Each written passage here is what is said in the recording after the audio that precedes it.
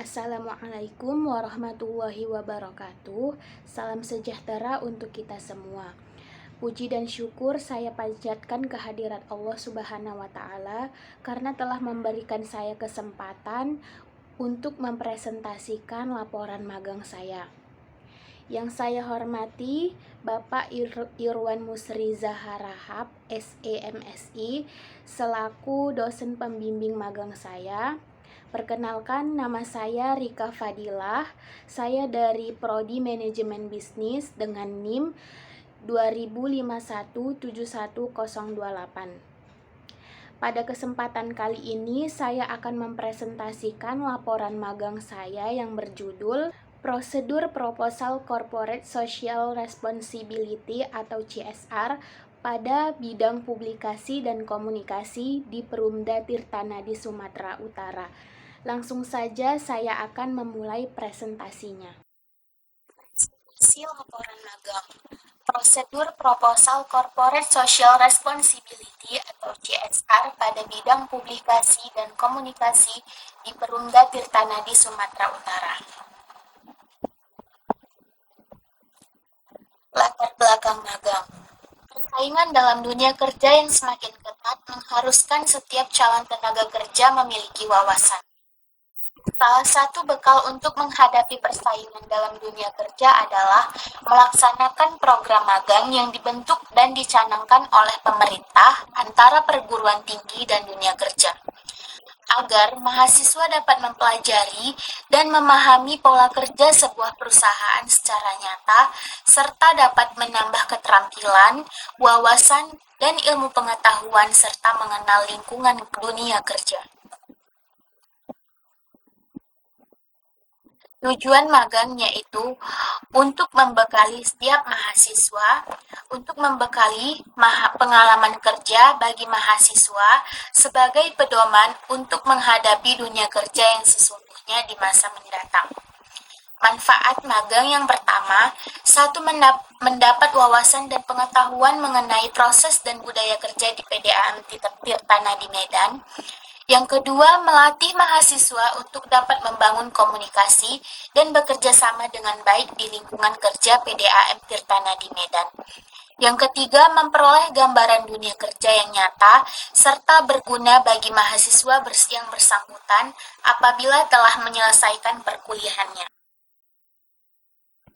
Pelaksanaan magang. Bab 2. Magang dilaksanakan di Perusahaan Daerah Air Minum Tirtanadi Medan atau disingkat dengan PDAM Tirtanadi Medan yang beralamat di Jalan Sisingamangaraja nomor 1 Pasar Baru, Kecamatan Medan Kota, Kota Medan, Sumatera Utara. PDAM Tirtanadi merupakan badan usaha milik pemerintah daerah Sumatera Utara dalam bidang pelayanan air minum. Penulis ditempatkan pada bidang publikasi dan komunikasi. Sejarah singkat PDAM Tirtanadi. PDAM Tirtanadi dibangun oleh pemerintah kolonial Belanda pada tanggal 8 September 1905 yang diberi nama NV Waterleiding Maatschappij Air Bersih. Pembangunan ini dilakukan oleh Hendrik van den Horner di kantor pusat dari perusahaan air bersih yang berada di Amsterdam, Belanda. Setelah kemerdekaan Indonesia, perusahaan ini diserahkan kepada pemerintah Provinsi Sumatera Utara melalui pemerintah Indonesia. Berdasarkan Perda Sumatera Utara nomor 11 tahun 1979, status perusahaan diubah menjadi PDAM Tirtanadi Provinsi Sumatera Utara. Sejak tahun itu, PDAM Tirtanadi ditunjuk sebagai operator sistem pengelolaan air limbah di Kota Medan. Kemudian visi dan misi perusahaan PDAM Tirtanadi Medan. Yang pertama, visi PDAM Tirtanadi yaitu menjadi perusahaan mandiri yang memberikan pelayanan prima dan terdepan kepada masyarakat, serta bermanfaat kepada seluruh stakeholder. Misi PDAM Tirtanadi yang pertama, meningkatkan kualitas, kuantitas, kontinuitas, dan keterjangkauan suplai air yang memenuhi persyaratan. Yang kedua, membangun sistem informasi data spasial yang saling terintegrasi dan dikembangkan secara terus-menerus. Yang ketiga, membangun sistem monitoring dan evaluasi yang efektif. Kemudian waktu magang, pelaksanaan magang dilaksanakan selama 2 bulan, terhitung pada tanggal 8 Januari sampai dengan 8 Maret tahun 2024 di PDAM Tirtanadi Sumatera Utara. Adapun waktu kerja dimulai pada hari Senin sampai Jumat pukul 8 sampai 16.30 WIB. Untuk jadwal libur kerja yaitu setiap hari Sabtu dan Minggu dan hari-hari besar nasional. Deskripsi tugas-tugas selama magang. Yang pertama, melakukan rekapitulasi pada proposal CSR. Yang kedua, menerima lampiran berita dari wartawan. Nah, lampiran berita yang diterima ini mengenai citra perusahaan yang dibangun PDAM melalui media koran. Media koran ini ada dua, media cetaknya dan media digitalnya. Yang ketiga, mengarsip dokumen proposal CSR yang telah diproses. Yang keempat, mendistribusikan proposal CSR. Yang kelima, menggandakan dokumen. Nah, dokumen yang kebanyakan digandakan ini adalah proposal CSR yang tujuannya untuk diarsip supaya menjadi bukti fisik. Yang keenam, mencetak dokumen. Yang ketujuh, menerima proposal CSR masuk. Nah, proposal CSR masuk ini biasanya sudah terlebih dahulu diproses oleh divisi umum. Kemudian, bidang publikasi dan komunikasi itu bagian saya itu tugasnya untuk mengecek apakah proposal yang diserahkan kepada bidang publikasi dan komunikasi sudah sesuai atau belum. Kemudian kita masuk kepada pembahasan. Nah, dalam pembahasan ini diambil dari salah satu topik atau bidang yang diamati atau diobservasi, yaitu prosedur proposal CSR pada bidang publikasi dan komunikasi di Perumda Tirtanadi Sumatera Utara. Dapat dijelaskan bahwa seluruh tugas yang diberikan selama pelaksanaan magang selalu mengerjakan prosedur proposal CSR. Berikut prosedur proposal CSR pada bidang publikasi dan komunikasi. Yang pertama yaitu distribusi proposal CSR masuk oleh divisi umum. Yang kedua, penulis memilih atau memilah dokumen proposal pengajuan dana yang perlu digandakan. Yang ketiga, melakukan penyatuan lembar disposisi atau tanda terima formulir usulan pembayaran. Yang keempat, dokumen proposal yang asli dan yang sudah digandakan didistribusikan ke divisi anggaran untuk selanjutnya diteruskan kepada bagian direksi. Yang kelima yaitu melakukan arsip pada formulir usulan pembayaran jika sudah mendapatkan tanda tangan serah terima dari divisi anggaran. Dan yang terakhir yaitu melakukan rekapitulasi CSR dari e-letter pegawai PDAM.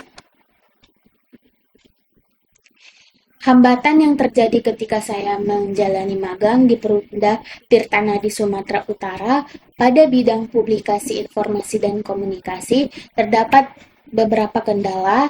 Yang pertama, sulit menyesuaikan diri dengan lingkungan kerja. Di awal pelaksanaan magang ialah susah akrab dengan pegawai perusahaan. Hal ini dikarenakan kurangnya dalam penyesuaian diri terhadap lingkungan kerja.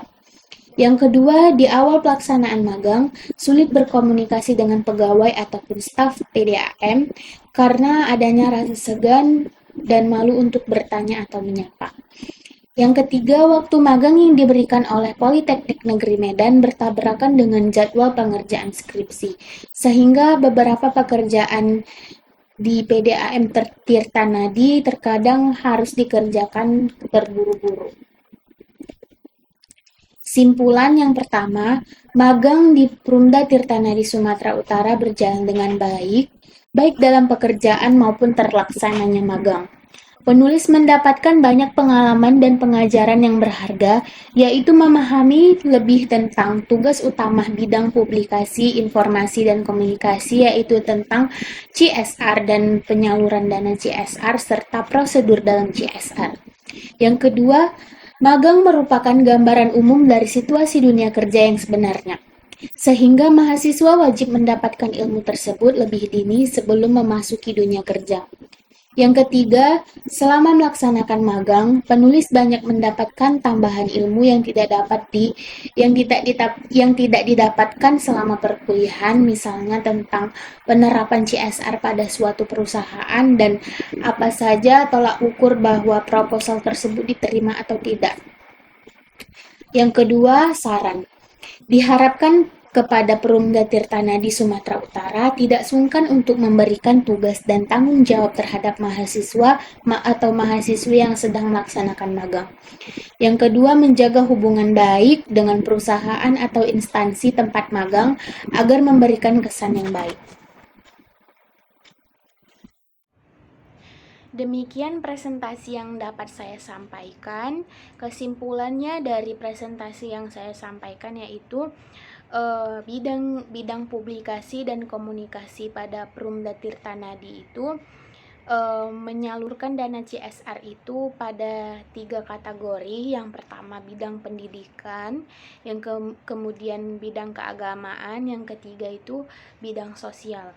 Nah, di bidang pendidikan ini biasanya mahasiswa atau masyarakat yang mengajukan dana CSR itu berupa tentang pembukaan rumah belajar ataupun tentang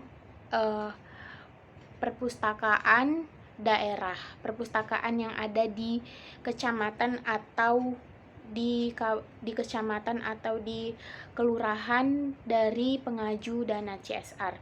Yang kemudian yang kedua itu tentang keagamaan. Tentang keagamaan ini biasanya tentang pengajuan dana untuk renovasi masjid atau gereja maupun pembangunannya.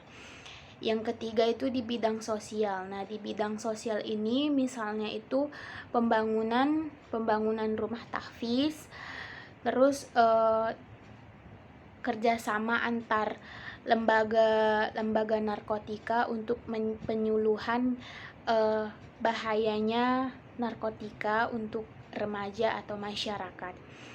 Kemudian bisa juga untuk pembangunan rumah tahfiz, kemudian untuk misalnya pengajuan dana untuk mahasiswa yang ingin membuat kegiatan di kampusnya.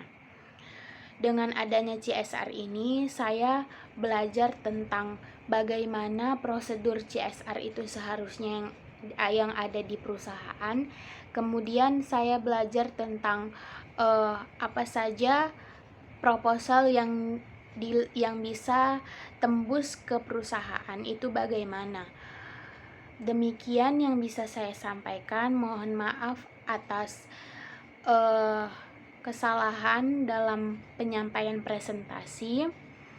Wassalamualaikum warahmatullahi wabarakatuh.